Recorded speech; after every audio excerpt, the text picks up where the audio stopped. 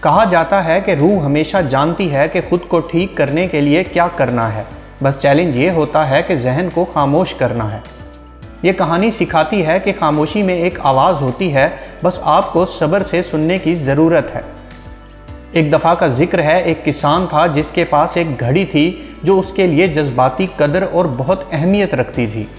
بدقسمتی سے ایک دن گودام میں کام کرتے ہوئے اس کی قیمتی گھڑی گم ہو گئی۔ اس نے کافی دیر تک گودام میں ہر جگہ تلاش کی، لیکن اسے اپنی گھڑی کہیں نہیں ملی۔ آخرکار اس نے ہار مان لی اور گودام کے باہر کھیلنے والے بچوں کے ایک گروپ کو مدد کے لیے بلایا۔ کسان نے اس بچے کے لیے پرکشش انعام کا اعلان کیا جو بھی گھڑی ڈھونڈ کر دے گا۔ سارے بچے پرجوش ہو گئے اور وہ تیزی سے گودام کے اندر چلے گئے اور گھاس کے پورے ڈھیر کو اوپر سے نیچے تک ہلا دیا، لیکن پھر بھی گھڑی نہ ملی۔ کسان نے اپنی ساری امیدیں چھوڑ دیں اور گھڑی کی تلاش ختم کر دی۔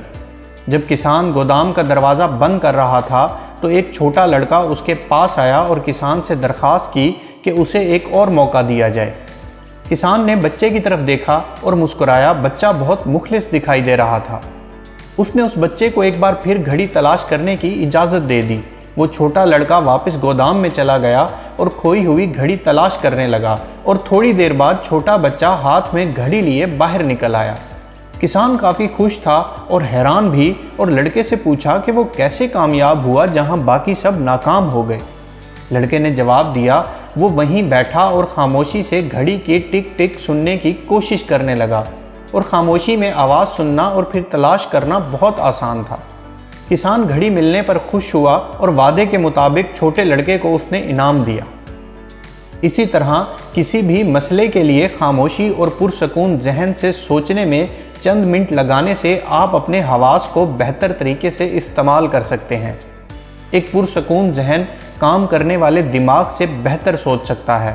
ہر روز اپنے دماغ کو چند منٹ کی خاموشی کی اجازت دیں اور دیکھیں کہ یہ آپ کی زندگی کو اس طرح ترتیب دینے میں کتنی تیزی سے مدد کرتا ہے جس کی آپ توقع کرتے ہیں۔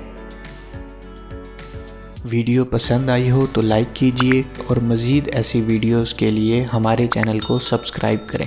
شکریہ۔